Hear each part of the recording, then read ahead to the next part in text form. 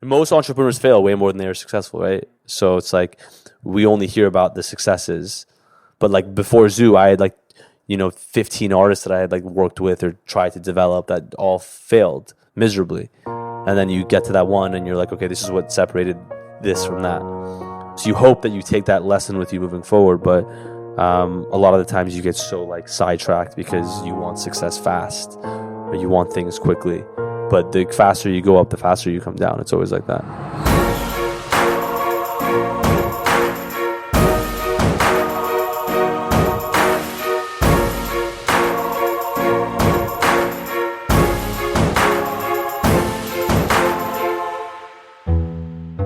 What's up, y'all? This is episode 44 of the Founder Hour podcast. I'm your co-host, Pat, and for this episode, we sat down with David Dann, the man behind Mind of a Genius Records. The roster includes Grammy-nominated artists such as Zoo, They, Gallant, and Klangstof. Being a huge fan of the music, Posh and I were super excited to sit down with David to hear about his upbringing living in LA, how he fell into music at a young age, his career as a DJ performing at various nightclubs in LA as well as around the world, and how he ultimately came to meet and partner with Zoo. We also have a deep conversation about music and culture, the current state of the industry, dealing with trends that are constantly changing, and staying relevant as an artist while also being true to the self. We had a great time sitting down with David, and hope you all enjoy the conversation as well. Here we go. Hey everyone, this is your co-host Posh, and we're on the Founder Hour podcast with our guest David Dann. David, thank you so much for having us today at your apartment here and to sit down with us to have this awesome conversation. No worries, man. Happy to be here. Happy to have you guys. Thank you.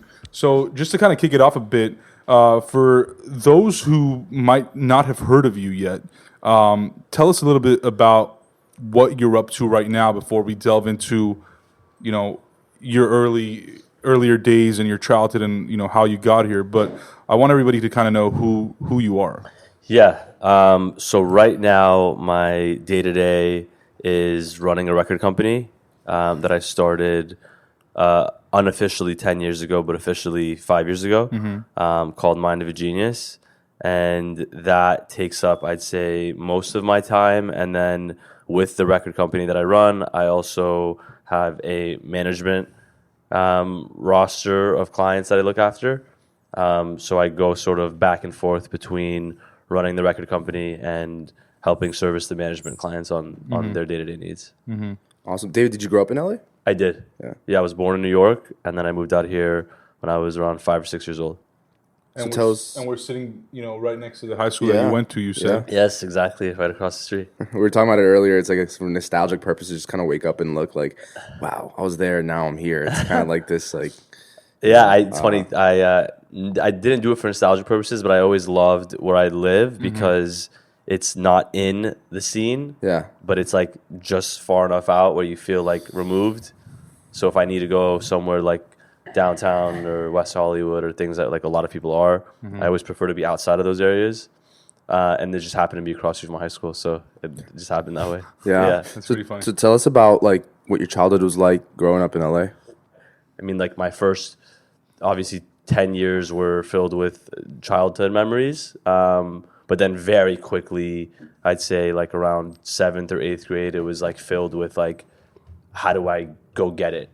Mentality, which was starting from me buying shoes in China and selling them on eBay that were like a special edition Nikes and, getting burned and ripped off and then stolen from and then stopped doing that. And then, eventually my mom, having a Jewish mother, it was like trying to put me in every type of like class or soccer or karate or, so one thing she forced me into was piano. And I think that was around like 13, 14 years old. So I fell in love with piano immediately. And I hated being taught how to play, but I loved like sort of the art of playing itself. Totally feel you there. So in my house, we had a piano. So when I started playing, it was like, this is my sort of escape from whatever like the noise of the world was going on. So I started playing piano, and then that led me into sort of the world of music in general. I fell in love with sort of like classical piano, and then I fell in love with dance music because it had a lot of elements of like melody that I had learned from piano. and then fell in love with hip hop and then alternative rock and just sort of like started loving music. So around like 9th, 10th grade, we started throwing parties in high school for like our class of friends. And one time our DJ didn't show up. So we were left the day before with like trying to Scrabble.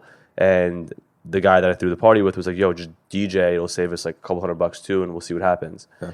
So I started playing. And you've never DJ'd before? No, it was my first time ever DJing. So that night we set up to like 6 a.m. burning CDs. And think this is almost, 15 years ago. Those CDs were titled like Mind of a Genius, like Moog 1, Moog 2, Moog 3, and Moog 4. Because it was basically just like all my favorite artists on CDs. Yeah. And so I'm glad you bring that up. So the name of the record coming out is Mind of a Genius. Right. Is it, so you were inspired by these artists that in your mind were geniuses or, had essentially set like a new tone for music, right? Right.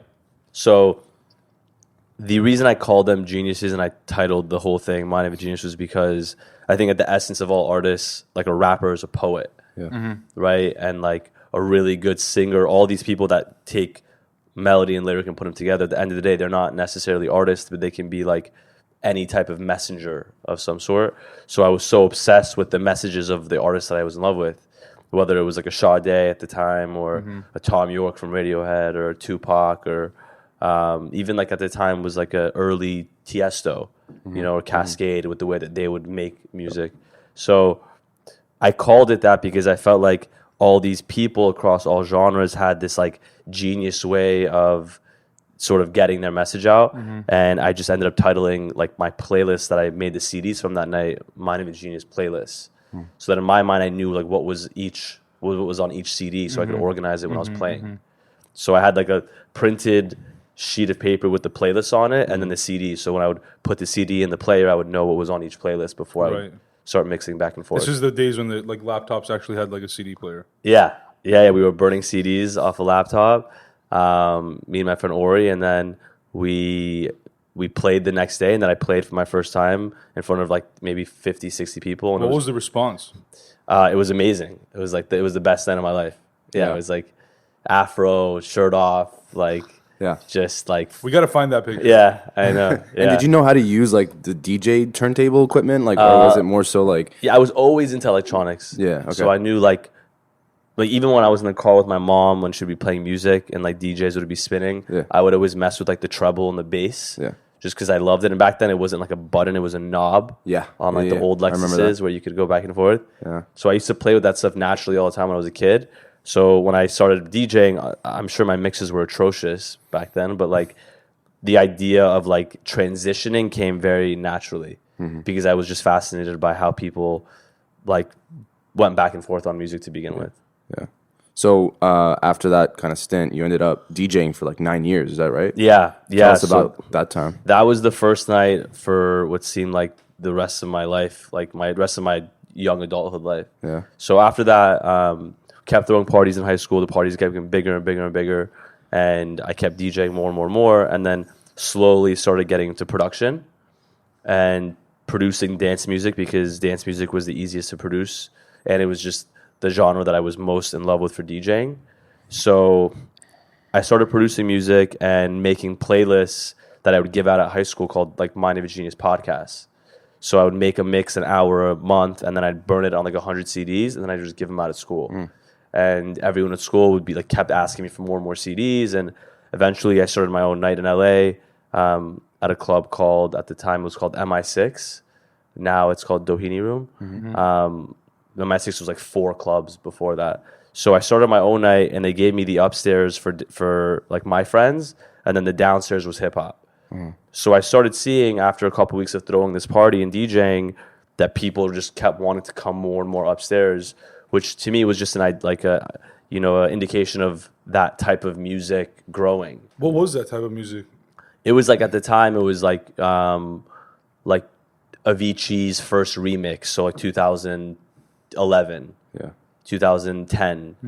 Think like 8-9 years ago. So you could tell that people wanted 4 on the floor music, and the open format stuff was sort of like taking a a dive. Yeah, that was a big time for like EDM. Like I just remember like everyone coming up back then. You had Swedish House Mafia was killing it, and all those guys. Yeah, those guys were playing like at the time like Avalon, right? Like Right. 1,500, 2,000 person rooms, and it was still like a bubble that never crossed. I don't even think Vegas like was even fully into that scene yet. They were just kind of Vegas was still booking like DJ Vice, yeah, and like really open format like Stone Rock, AM, guys like that.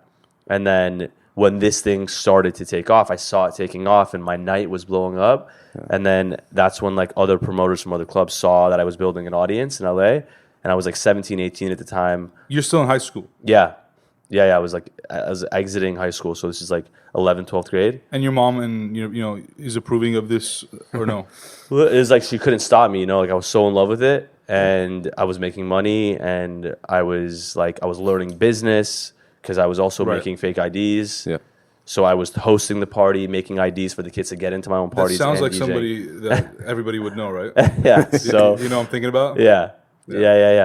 So Did you look up to him? not really. No, I did it like on the low because I just wanted to get people into the parties. You're right. And I knew someone that made it, and he taught me. And anyway, so when I was throwing the parties and having more and more people come in, I was like, wow, this is growing. Yeah. So that's when I started playing other places like Hyde in LA, and then a club called Privilege that was open at the time. And my first big break in LA was I was playing the small room at Privilege, which was like the entrance lobby area. And the main DJ's flight got canceled. He was flying in from New York. So they made me play the main room for my first time that night. And that first night I started playing dance music.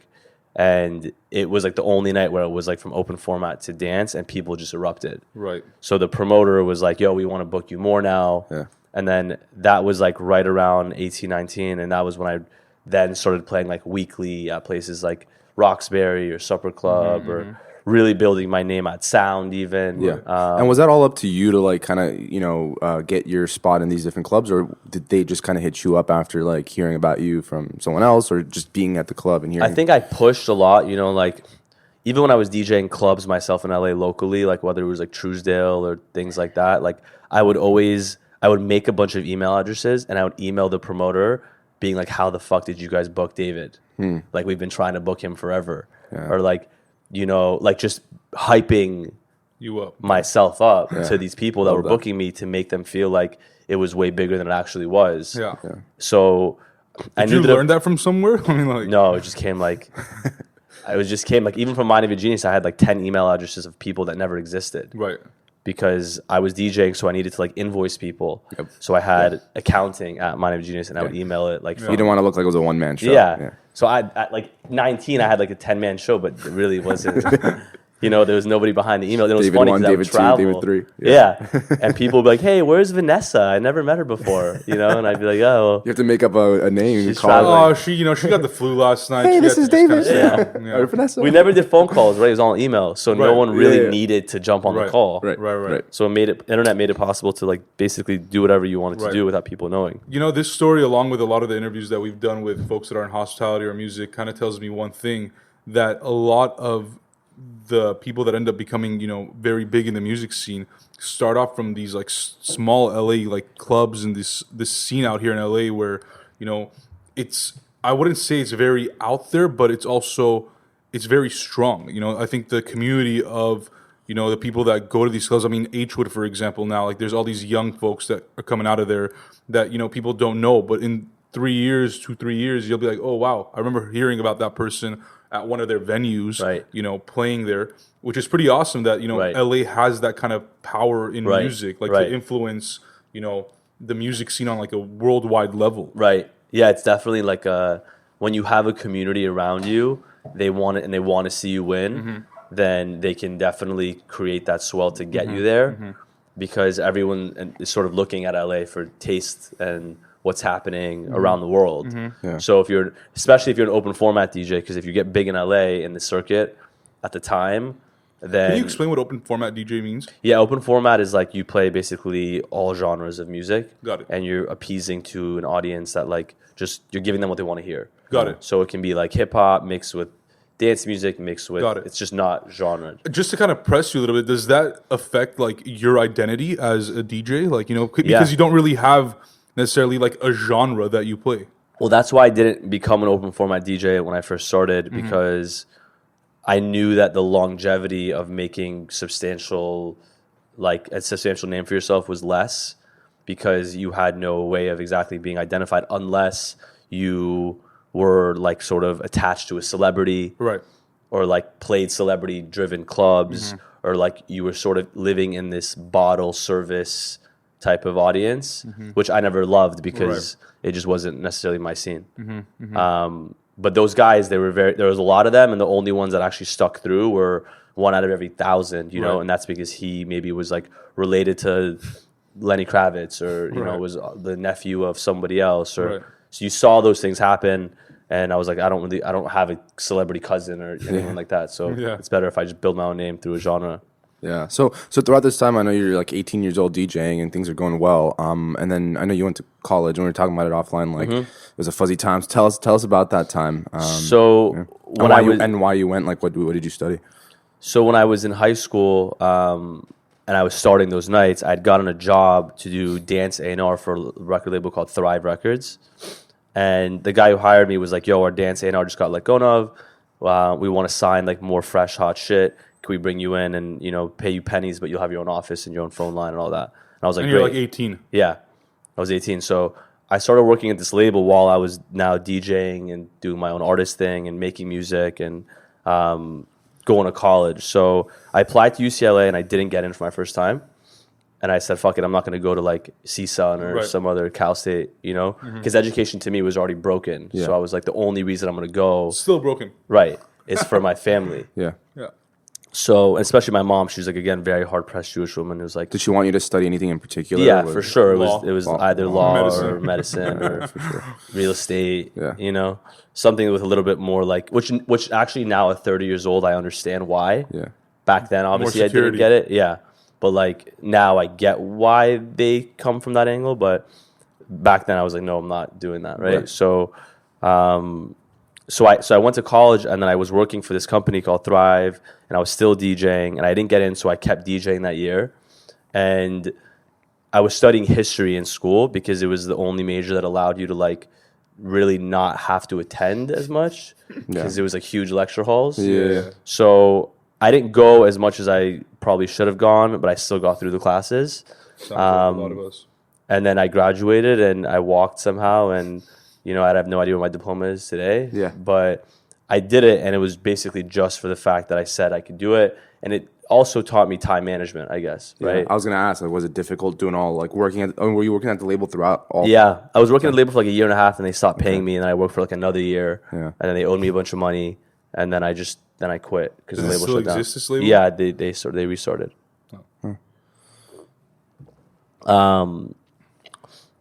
So and then so you're in college and you graduate. Are you still DJing after that, or did you have like a set kind of mind on what you're going to be doing? So it's funny because when I finished college, was right about the same time as I was also DJing a ton in South America. So I'd done like a couple of years in a place called Florianopolis in Brazil and Buenos Aires and basically all over the country. In Bolivia, I had a song there that really exploded. That was a remix I had done on YouTube.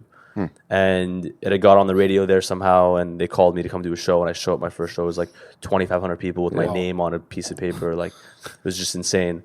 So I did that for a few years, and I realized slowly as I was DJing, so at like 23, 24 now, the scene was really taking a hard shift. Yeah. So it went from being this like very beautiful underground intimate thing to David Guetta and Akon now putting out Sexy Bitch. Yeah. Yep. And that was the first record I remember as being the song that basically broke in dance music into the mainstream. Yeah. So now everybody knew who David Guetta was. You know, the guy from Love Don't Let Me Go now became like top 10 on Billboard. Yep. And at the time for me, it was like, okay, so can I go and do that and become commercial, or as a DJ? Yeah.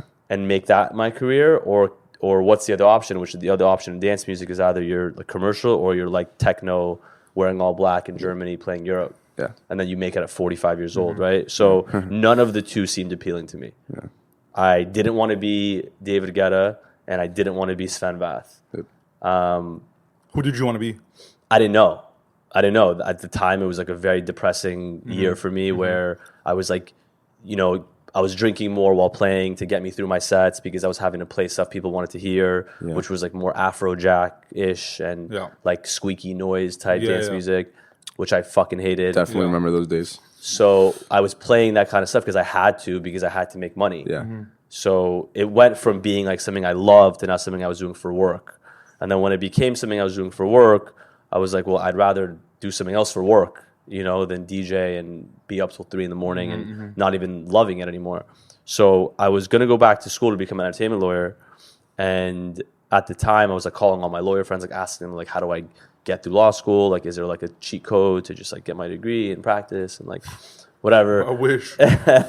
So that same week, my agent who was booking me said, hey, you got to meet this kid I just picked up. His name is Steven. He's an incredible like producer, but has no real like vision of what to do with his artistry. So we met up, and that was Great the same segue into my next question, but I'm glad. So I'll let you continue. Yeah. So anyways, to cap that part off, so basically the same week that I said like I'm done, my money was going down, and like I was just getting tired, and I was exhausted, and I was like, I'm gonna take a year off and just like regenerate. That same week, this agent introduced me to another artist that he had just picked up and said, you guys should work together. And then he had never heard of him. No. And this agent was stealing from me too. So Stealing? So he was booking shows for like, let's say $1,000 and then charging them $2,000 and then taking that extra $1,000 and then also charging me my 10% fee on my $1,000. So why would he even do something like introduce you to Steven? I think he was just trying to do whatever because I caught him, and I think he was just trying to do whatever he could to like keep me there by introducing me to whoever he could. And he was Steven's agent at the time as well, or he had just picked up Steven. So I know people call him Zhu. What's the right pronunciation? Zoo. Yeah. Okay. So you meet Steven, and he's a SC guy. Yeah. So you guys are semi-rivals, but like you probably don't give. Yeah, none of us really had any like college. Yeah, exactly. Except he did. He was in a frat. He was in a frat, right? Yeah. So what was your first impression when you met this guy? So when I met him, I was like, he had incredible sound design.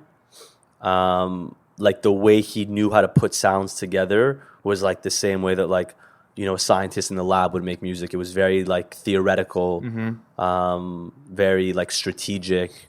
It wasn't so much like, oh, this sounds dope or like this is cool. It was like this kid just had like a different way of like viewing sound. Like he can probably explain to you why it's good. Not just like it's good. Like this is why. It was like the frequencies and like it was a lot about like the art of sound.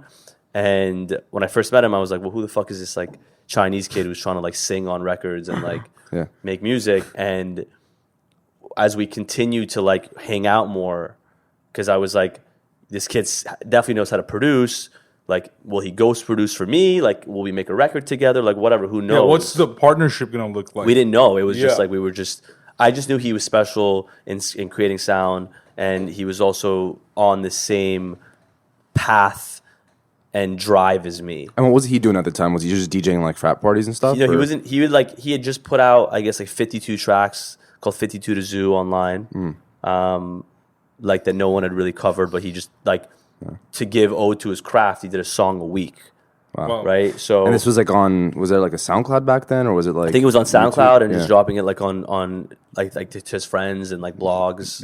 And he's like your same age, or he's he was my same age. Yeah. So when I met him through this agent, looking back now, it was like you meet certain people like in your journey in life, and I think the most important piece to, if I could look back, like we'll obviously get into the nitty gritty, but was that we were both at the same place at the same time, which was like this beautiful thing of timing that happened that you can't really control. Right. Which was like we both were coming out of school, didn't really know exactly like what was in front of us, but we're down to do whatever to attempt to create something big. And was he into music like full time too, or like he was in full time. Yeah. He had a family that was like, here's a little bit of money, and you either make it or you don't with this. We're not paying more than this. Yeah. And basically, I said to Zoo, like, look, I have a little bit of money saved up too. Let's get a studio together. So we went and looked for studios for like a bunch of months, trying to find a place to just like make music together. And finally found a place on Robertson that had one room available. And then, because there's 2 other guys working in there, and then I went in there, I said, hey, can we just buy the whole thing out? Like, if you guys don't love it here, we'll pay you like $1,000 to leave or something. So And it was already a studio, like it was already it was soundproofed. It wasn't like built up, but there was a house they converted into studios. Got it. So I convinced those guys to move out, and I gave Steven a room. I took a room, and then it was an empty room that we were renting to help subsidize the rent. And then we renovated and basically dumped all my money and like a majority of his money into the space to make it like doable. Did you guys become friends, or you just wanted to make music together? I think we went straight into just like making music. Yeah. Like there was no, like at that time in my life, it was like not so much about like having friends. It was like just like make or break. Right. Where I was like 23, 24, and I was like, figure it out. I got to get it now. I'm only going to be this age once. Yep. And like I had just not wasted, but gone through school. So education was like a backup, but like I hate backup plans. Yeah. And I said, we just had to make it work. Right. So when we got in the studio together and he had his own room, I had my own room, I'm still producing and he's still producing. And we're just like I had known so many people in LA because I was DJing for so long. So, and I kept putting out remixes and just music to keep my name going, but like the scene was going down. And I had this like huge inclination that deep house was coming up. So, because I was DJing for so long, I knew what people liked and didn't like. You knew the trends. Exactly. Yeah. So we made an EP called The Night Day that we didn't know like what it was going to be. Like, was it going to be like my EP with him, his EP with me? Like, Well, this is 2014? Yeah. This is probably 13. Okay. Because it didn't come out till, a year later. So we had this EP that I knew was gold, but I agree. we didn't necessarily know like exactly what it was going to be. Yeah. But he had found his voice at this point. He had found his lyric. He had found like, we had spent 12 hours in the studio together a day. And so what happened was I stopped in my room because we had an AC vent going through the house. Yeah. And I could hear what he was doing. He could hear what I was doing. Yeah. And I was like, this kid's way fucking better than I am. Right? Like, It's like a little bit of competition. It's like, oh shit. yeah, I'm like, this What is he guy's cooking got up it. over there? Yeah. Yeah, he just had it. Like everything that I already known about his sound design, like just was even more cemented. And for he's me. like singing on these tracks. He's like writing the lyrics as well. Yeah, he's doing everything, and I'm just going in there slowly, like helping him with his shit, and he's coming in and helping with my shit. But at a certain point, I was like, I was already burned out. Remember, Yeah. like I had already been DJing for so long, and like this sort of came to me sideways, and I was like, wait, maybe I should stop and like devote my time to him. Yeah. And what at this time was he doing like originals and you were still doing remixes, or were I you was doing originals everything, too? remixes, Okay. originals, and he at the time was like doing whatever he could too. Right, yeah. But we were just like trying to figure it out. Yeah. And then at a certain point, I was like, this kid's got some music. And then that's when like my A&R ears perked back up, and he had written a song called Faded that he had written in his bedroom, and then we finished in his bedroom in 2 hours right after. Like the music and the lyrics, or just He had written the demo lyric, and then I came into his house in his bedroom at this apartment, and we finished it together within a couple hours, like the entire song. That's insane. And that's when I knew that we had a hit. Yeah. Because remember going back now almost 10 years, like my podcast was derived on accumulating as many hits as I could on an hour mix. So from day one of being in music, I always loved like songs that stood out, which eventually became like, pseudo hits or hits in their genres. And so I had an ear for what a hit was, and then I had worked at a record label. So all of the training that I didn't even realize what it was for came together in this one moment when I met Steven. Yeah. Right. So is this when you kind of decided at that moment where you realized, hey, like I'm gonna go all in and help him as the artist and me, the business guy? Like, is this when you started Mind of a Genius Records, or was it still like not even a thing yet? So that was when I said like this was the official birth. Yeah. Right? Where it was like, there was other people in the room besides myself to like help legitimize it. So, we got a lawyer involved, we got business managers, like we had a team of people that came in, and this is way after the fact, but that's sort of what sprouted it. This is before you guys released Faded? Yeah. So when I knew we had Faded and the rest of the EP done, What other songs are on that EP? In Paradise Awaits? Paradise Awaits, Super Friends, Yeah. The One. Probably like everything that came after that is great too, but that's like still one of my favorites. Yeah. That whole EP. Stay Closer. Oh yeah. So we had this EP finished, and I knew we needed help marketing this thing. Yeah. So there was a kid that I had known when I was DJing and doing my own thing that had just basically manipulated the internet into thinking Cruella was this massive act after putting one song out. Really? Yeah. And his name was Jake. So I got the music to Jake through a friend. Jake had passed it around. People loved it. And he came back and said, look, I want to help manage this thing with you guys. So he came in, and Jake and I did a deal, and we knew we were sitting on gold. I was running out of money. So I was like, we need to, like, basically the back was up against the wall. Like, we have to make this work. Not only make it work, but like, we need to get in the game. Like, make it work big. Yeah. So we came up with, tons of ideas, some that were good, some that were bad. And then eventually, we did that Moves Like Miss Jackson thing that was a medley of 4 Outkast songs in one. Good. And that idea was because someone had told Jake, like, there's like this thing happening at Coachella with Disclosure and Outkast. Maybe you guys should do something that like brings those two things together. Yeah. And Deep House was like on the rise, and I knew that was happening. And so Zoo sang that record, that song as well, right? The Moves Like Miss Jackson. So in the beginning, he had just written the song around one hook, and then I heard it, and I was like, "Yo, you should go take like the best hooks of all their songs and put it on one, because it'd be dope. Like, people would freak out." Yeah. And a day later had it.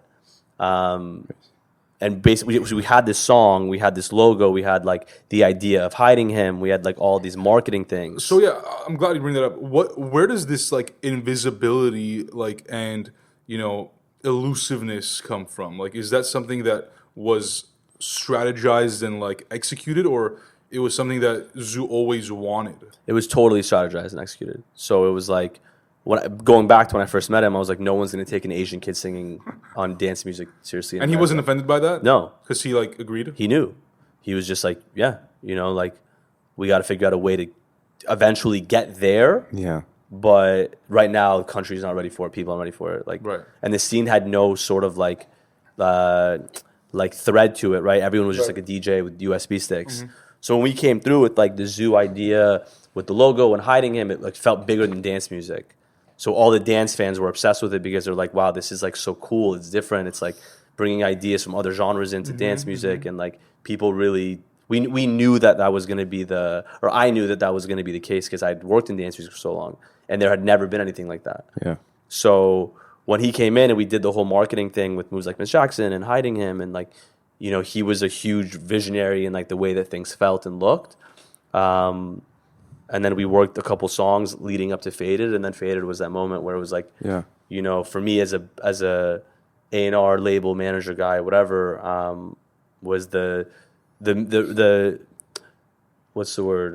The like reaffirmation that the only thing that moves in the music business are hits and timing. Mm-hmm. And our timing was right, and the song was right, and everything from there was sort of history. I'm curious, like, at this point, you said that you're kind of out of money, and you have this big record that you're sitting on, and you need to market this thing. Where were you going to get the money? Like, how were you going to market and put all the money that you needed to behind this? Or were you just going to go, like, super grassroots, just kind of, like, trying to find all, like, these hacky ways to get it out there? And also, like, just to piggyback off of that, like, you're starting a label here. I don't know if you were just kind of, like, focused on one artist, or you had the vision of, like, having more artists, but what were you going to – how's that money component going to work? So he had a little bit of money saved up. I had a little bit of money saved up. And after the studio, we had done that and paid rent. And like when Jay came on board, he also was helping us with money a little bit. So under, let's just say 20, 30 grand, right? Mm-hmm. So we said, what can we do with this money to squeeze every dollar that we can out of this thing to create a story to then go and make more money? And Jake had made money with Cruella, so he had a better idea of like what the business was. Yeah. And he's like, guys, I know this guy in Australia that if we get him some money to play it on the radio, if it ends up working out, Australia is a huge market for dance music right now. It could really be a big thing. So we ended up going with that guy and shooting a video for like $5,000 or $10,000 also. Everything before that didn't cost money because Zoom mixed and mastered and made all his own stuff, so there's no cost with the production. and the song exploded in Australia. This is Faded. Yeah. Yeah. So within a couple months, we had our investment back plus, a couple $100,000 that we could now reinvest into, more songs. And did Zoo become a partner in Mind of a Genius Records? Zoo at the time, we were figuring out exactly like what the business aspect of it was. And then he ended up giving an investment into the label as we signed more artists because we needed more money. Right. And then he took on the role of like, just like silent investor. And I took on the role of majority owner and basically running the operation. Right. But the idea was to always sign, for my vision was always to sign guys in different genres. So again, it's like going back 10 years, like when I was making CDs of all these different artists with different genres, it was like, I'm going to recreate that or attempt to recreate that now as like an XL or like a Young Turks of America. Yeah. Because we never really had that here. Yeah. And then I realized why, 5 years later, why it's very difficult to do in America, right? But that was the vision was always there. So when we first had money, it was just like, it was not even a question of how are we going to reinvest this money. Yeah. So kind of to your point on like having different genres, what is your approach to, finding the artists that you want to work with? Like, what do you look for? And because you're kind of like, now you're just like, you're it's a bigger pot to like kind of choose. So you're not just focused on one specific niche. So what's your process like for that? At the time, when I had signed like Gallant and even starting back from Zoo, I think I lost sight of the market to product issue that I think all entrepreneurs at some point lose sight of when they have early success. Yeah. So, like, again, going back to Zoo, like he's still probably the biggest success on the label because we hit it at the right time with the right market, with the right product. Yeah. And I think everything after that was, even if it was an inch too late or too early, created a problem. So, for example, like Gallant came at a fantastic time. R&B was coming up, but we didn't come quick enough with a follow-up. So the time that he took off after while touring and all that, there was like a whole new breed of people that came in that sort of took the attention away. So after the lightning in a bottle success with Zoo, there was a lot of things that I saw happen after that were like, fuck, like it's not going to happen every time like this, right? Like a lot of the other things that I signed were like me exemplifying, my taste in music and not necessarily things that worked at the same pace as Zoo did. So, like I always wanted to sign different things, but to say that they all worked the same way or presented different levels of difficulty is like, really, really hard to say because it became harder and harder as I kept going after that. Right. And I think taste just changes so quickly. Like, I think with Zoo, I think the one thing he's done is like just created a loyal following of people that are just going to always support his music, whatever the case may be. But we see artists popping out all the time where it's just like, whether they're one-hit wonders or not, like you just hear about them one time and then you're like, what happened to them? I mean, Pat and I listen to Day all the time. But, how do you continue to stay relevant? Right. And how do you kind of bring yourself back to saying, okay, I hit it right with Zoo, and while I was DJing, I was kind of tailoring to my audience. How do you still do that, or how do you plan on doing that? So the hard part about running a label, and I hit this difficulty again after feeling it myself as an artist, was you never want to be chasing trends, right? Because if you're chasing trends, like you just burn out at some point as well. And you're probably going to be late to the party because everyone's already there. So the thing with building these new acts was, again, like if you make this, let's say, album or EP's worth of material and you put it out and the timing is great, then that artist has to want to keep going, right? They say like it takes a lifetime to make your first album, which sure, if that's the case, then you have a problem because you never want that to be your only thing that's your best thing, which is 99% of the time what happens, right? Most people make a great first album, and then after that, they're like, they're shook, there are too many people in their ear, like they lose sight of what it is. And that happens, I think, with most people in business generally, right? You only have a couple moments in your career or you start something that's massive or whatever. So I think for the rest of the artists, what I saw was this huge differentiator between the reasons why they were doing what they were doing, which then eventually turned into, P&L statements and business, right?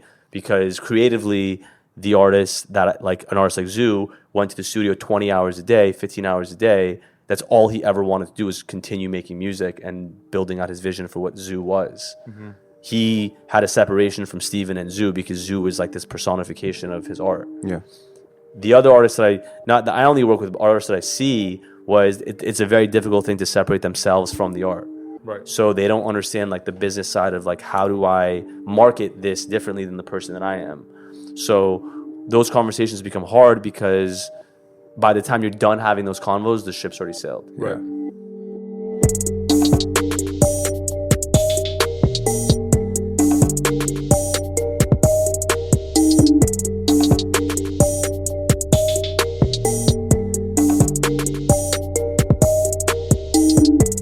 And that was kind of going to be my next question was like, I think I read somewhere that you wanted to you don't want Moog to operate like a traditional record label where you had more control over the creative. You kind of wanted to let the artists do their thing and kind of go off of that. But as you grow larger and as those conversations start happening, like how do you manage that divide of like, the artist, this is their thing and this is how they envision it, but this is what we believe is going to take it to the next level? As the label, I think that like one of the things I look for now before talent is work ethic, because I've seen very talented people fail a lot of the time because they don't have the work ethic. So now when I look at artists, the first thing I say is, okay, before I even look at them, I'm saying, okay, well, where's the market at? What do people want? Right? Like a guy walked into my office last week getting incredible music, but I'm like, there's no place in the market for this. It's too early, it's too late. It's one of those two things, but it's not going to work now. So, but how do you know? How do you know timing?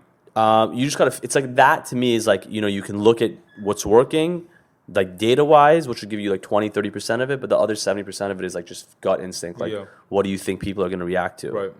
And I myself was too early as an artist with my own music, so I'd seen things work because of timing and not work because of timing. So by the time we kept putting out music with other artists, I'd seen like we had this band from Amsterdam that probably had the best album on my label called Klangstof, and it only got less than 5-10 million plays because it just people consuming the music weren't ready for it. Right. So you got to think about like what does the market want and then give them your version of that. Versus what I did was like we had a great first thing, and then a lot of the things after that were like things that I really loved but didn't necessarily fit the market at the right time. Right. Yeah.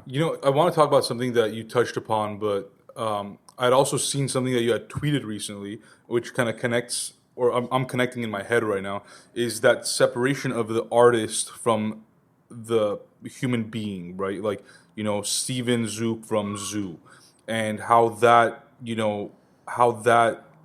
creates, I guess, I don't know if it's an identity problem or I don't know if it's it's some sort of personal crisis that they have. But have you seen that effect, or have you seen that issue in your artists where, that separation between them as just a regular person and them as an artist causes them, I think you had tweeted something about like mental health and that we're losing a lot of artists, right? Or we're losing a lot of creative, people.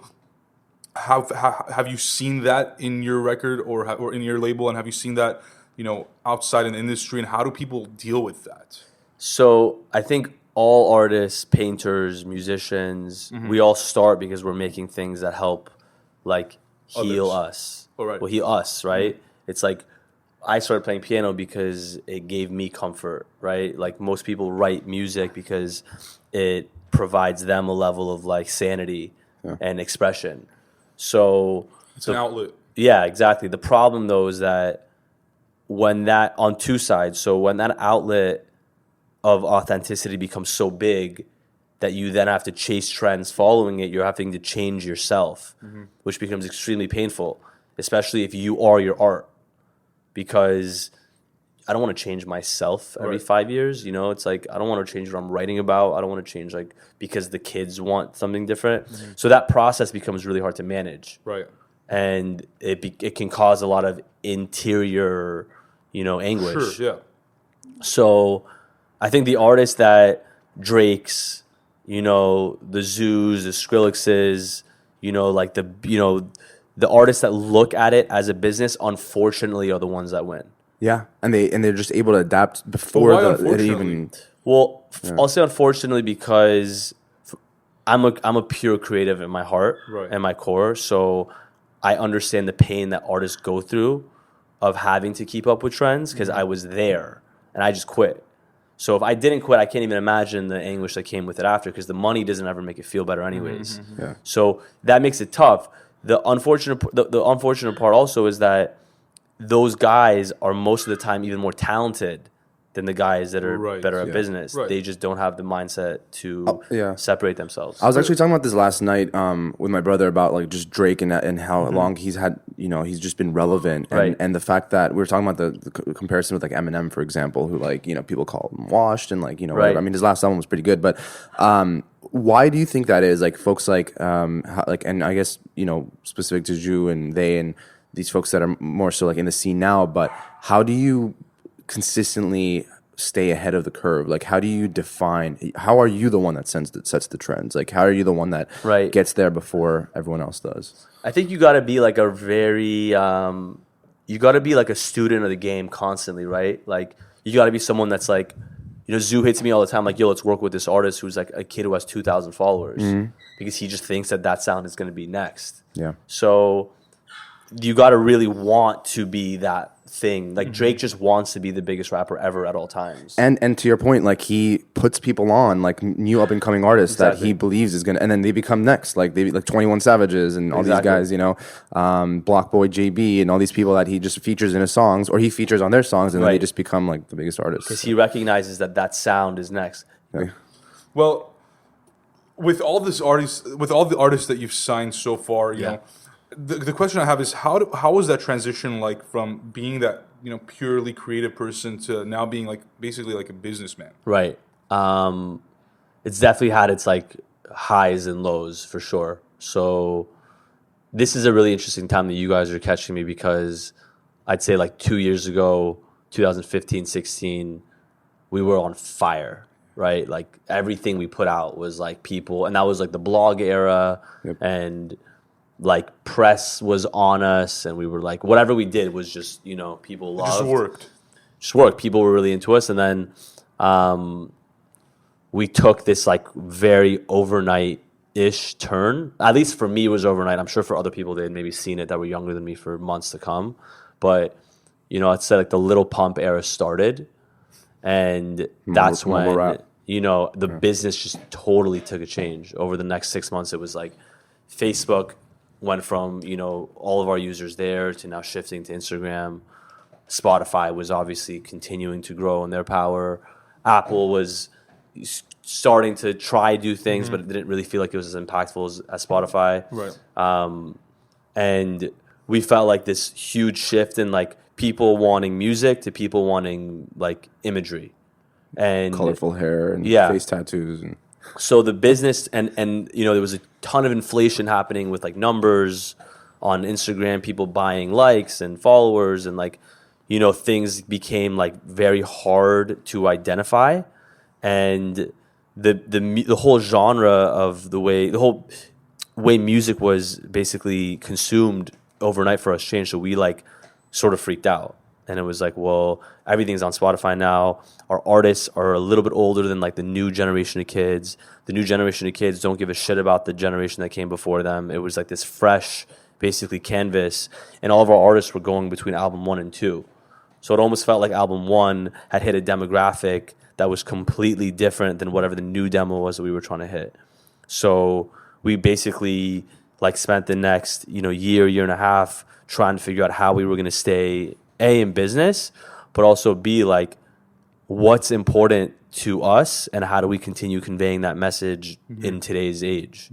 So again, it went from like my heart took me all the way to meeting Zoo and putting out that record, and then now it's basically become a lot more of like brain power and less about like emotional drive. Right. So that balance has become really tough because like I want to go back to a place where it's more like heart and less mind, but I just can't, because I'm here now, and if I was to say, let me just go back to putting out music for fun, then I would have no job. I mean, right? but you called your label is called Mind of Genius. So I mean, like, although you have this struggle between like mind and heart, like I think even early on you recognized that these geniuses like led with like, sure, the heart was a part of it, but I think you would have called it Heart of a Genius if that's what you thought. Right. But you really called it the Mind of a Genius because I think the heart has a lot to do with the mind as well. I think the mind and the heart kind of work in tandem. But, you know, I think a lot of these decisions, albeit, you know, can be emotional.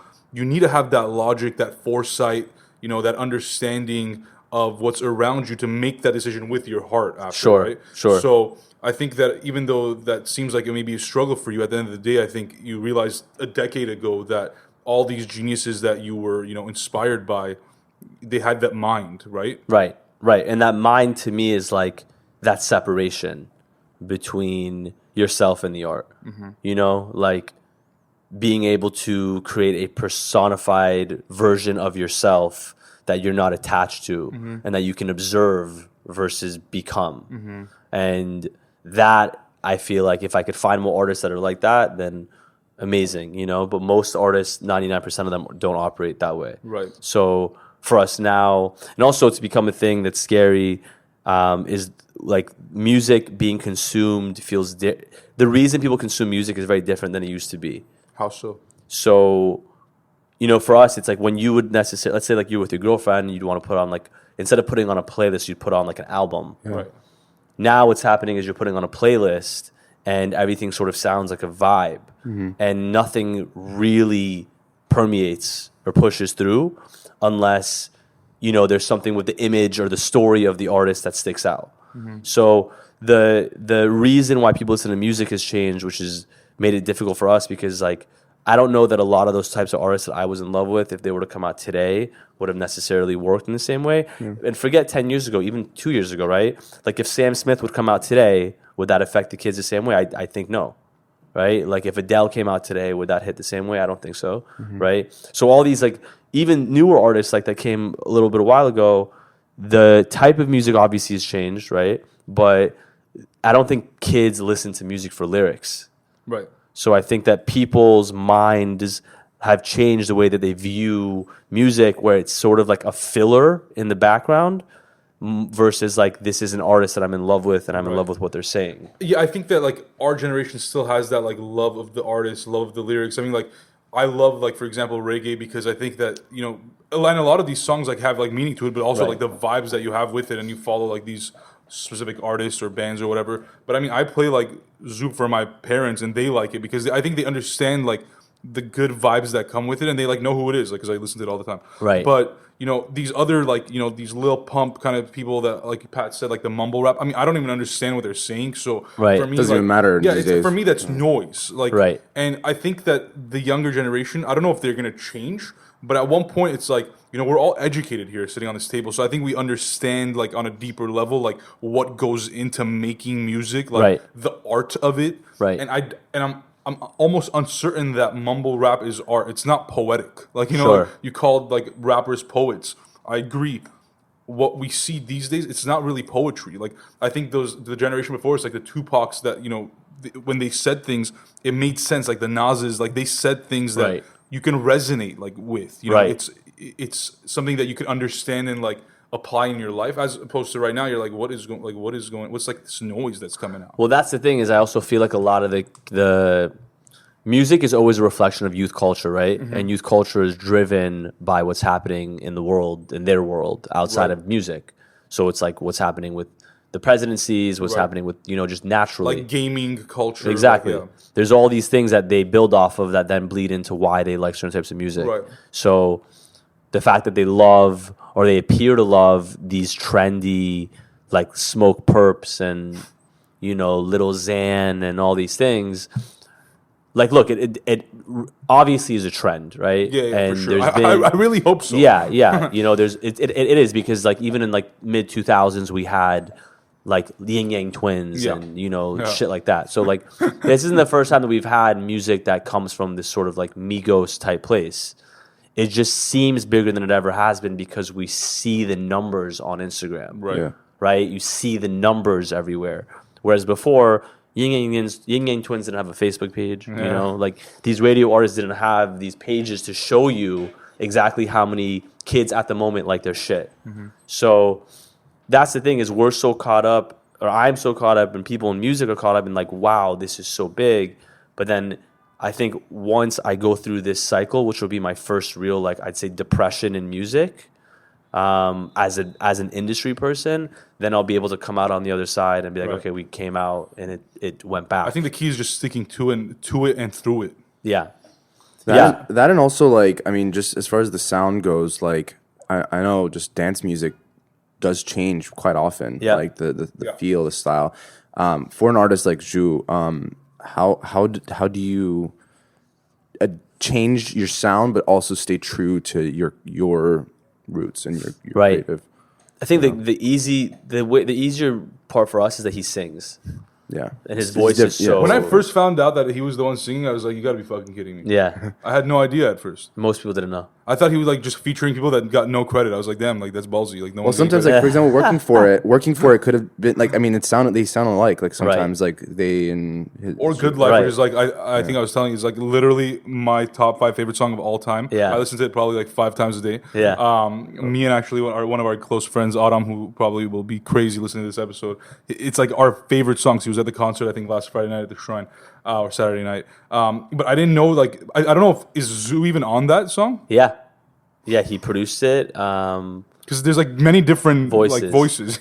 He's really good at basically like producing a record from like that standpoint. Like, this voice works for this. Yeah. You know? What does he have in mind when he's like producing these things? Like, because they all sound like good. Right. You know, like, I feel like you just know good music when... And you have to, like, really listen. Like, I love how he incorporated, like, poetry into, like, good life. Like, I mean, like, Life the is whole... all about you. Yeah. Right. So, I mean, yeah. You have to really, like, really listen to it. I think he has, like, when he makes a song, when any great artist makes a song, they're trying to create a world within that song. And because he's so talented technically, he's able to craft a world that you're just obsessed with right off the bat.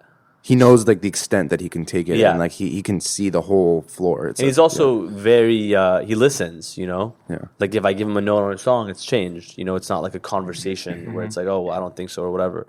So most artists you'll see, like, don't really listen to anyone but themselves. He's very open to critique from people he trusts.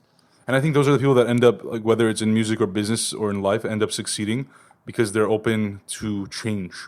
You know? Right. Like, you know, these people like the Lil Pumps or the Migos type artists that you mentioned, that's all they're limited by their, like, you know, talents and limited by what they know and can do. Right. As opposed to somebody like Azu, who's dynamic, who sure wants to stay true to himself, but can alter, you know, not his sound necessarily, but alter the way he's doing things, or even just alter the marketing perhaps. Like, maybe it's like a marketing thing. It's not a sound thing. Right. It's more like you said, an imagery thing. Right. Because that's all it is. Like, we see it with, like, our podcast. People want to see people. Like, people want to see other people. They want to interact with human beings. Right. You know, and, like, perhaps that invisibility, like, although it worked, you know, maybe 4 or 5 years ago. Right. Maybe now it is working against you guys. I don't know. Probably no, it doesn't work today. That's why he's like starting to open up more. Yeah. Yeah. So where do you see the future of Mind of a Genius going, and where do you see the future for you in terms of, you know, maybe going beyond music? I think the future of the label is always going to stand behind great artistry with great messaging, and whether that ends up working huge or working not huge, will still always be behind like that sort of like perspective of the type of artists that we get behind. Our deals are changing rapidly, so we're no longer doing traditional record deals. We're doing more like shared partnership deals where we do everything in-house for artists, management, label, publishing, whatever needs to take off. So I'm happy about the way the business is changing, and you know, figuring out how to again globally break stories back into America. So that was the thing that we did really early on, was do that we haven't really done a lot of lately. So going back to that, building in territories like the UK and Australia and Germany, and then having that bleed back into the States. And then I think for myself, like, you know, it changes so very often. Like, I'm excited by so many different things. So having to like control the thoughts to stay focused on breaking one thing at a time.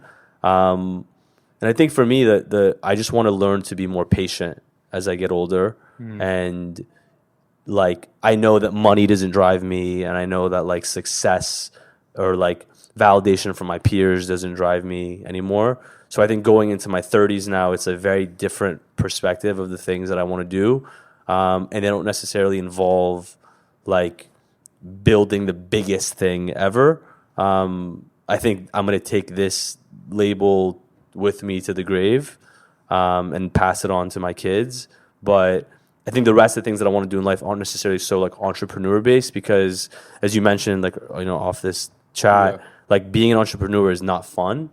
And I think a lot of people, obviously you want to work your own hours and you want to like, you know, be your own boss and all that type of shit. But it's an extremely mentally taxing exactly place to be, you know, because it's very easy to wake up one day and then all of a sudden the business has changed and you're like, you have to adapt. Whereas like, you know, not to mention the pressure that you already put on yourself. And that's pressure that's combined with, you know, your family and your personal life. And there's enough going on there most of the time for us where like being an entrepreneur is hard, and the money doesn't fix things either, you know? Like just because you're throwing a bunch of money at something, if the market's not ready for it, it's not going to force it through. Right. And I've seen that happen plenty of times working with a major company. So, again, it's being patient and then knowing that like you don't always have to push. Yeah. It's better to almost wait till you have those like serendipitous moments where you meet somebody and you're both at the same place at the same time,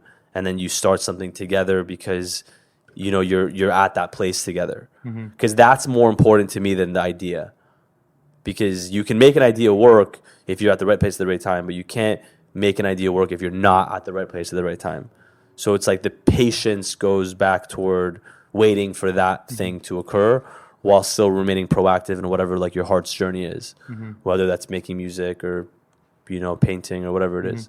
But realizing that the universe has way more power than you have, right? You know, and most entrepreneurs fail way more than they are successful, right? So it's like we only hear about the successes, but like before Zoo, I had like, you know, 15 artists that I had like worked with or tried to develop that all failed miserably. And then you get to that one and you're like, okay, this is what separated this from that. So you hope that you take that lesson with you moving forward. But a lot of the times you get so like sidetracked because you want success fast or you want things quickly. But the faster you go up, the faster you come down. It's always like that. That's a good point. What does David Dann do when he's not doing music?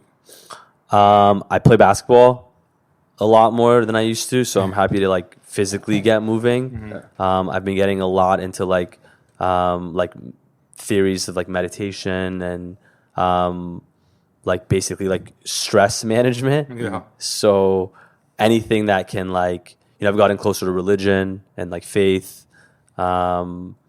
Family, obviously I have 2 nieces and nephew. I spend a lot more time with them than I used to. So trying to like really balance the two, and also like put myself in places of just like serenity and like peace as much as I can, because being in the music business is like extremely taxing, as I'm sure like a lot of entertainment businesses are, because it's like, so you're not like developing a building and selling it where there's no like feelings involved. You're dealing with people every day. So just trying to like maintain a level of like thickness through, and whatever basically like does that for me. So like yoga and like, you know, things that like make you become present without having to like think about whatever work is bringing you, because work never turns off for us, right? Yeah, never. So, you know, when I go on vacation, it's never really a vacation because I'm on my phone.